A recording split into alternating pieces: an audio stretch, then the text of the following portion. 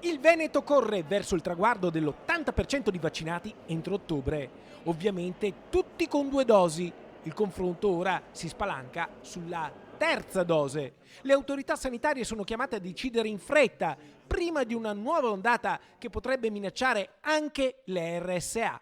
Il fatto di anticipare la terza dose, io direi che così come è stata per la prima e la seconda dose, anche per la terza aspettiamo che i comitati tecnici scientifici ci diano indirizzi chiari e soprattutto basati sull'evidenza scientifica. In questa fase non è ancora stato determinato quando potrebbe essere necessaria una dose di richiamo per i vaccini Covid. C'è una discussione all'interno del Comitato Tecnico Scientifico. Fragili, immunodepressi, trapiantati potrebbero essere i primi a partire con la terza dose, poi toccherebbe agli over 80.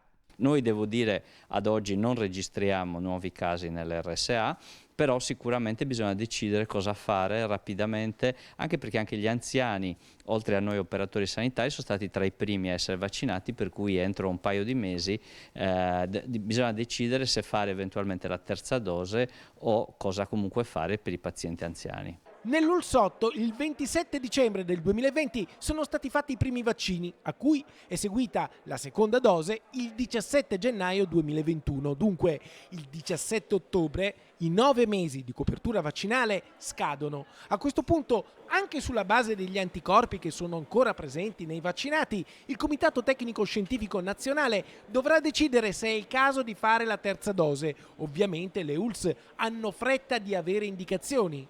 Assolutamente, prima sappiamo e prima possiamo organizzare i centri vaccinali che, confermo, rimangono tutti e 5 attivi per la nostra ULS.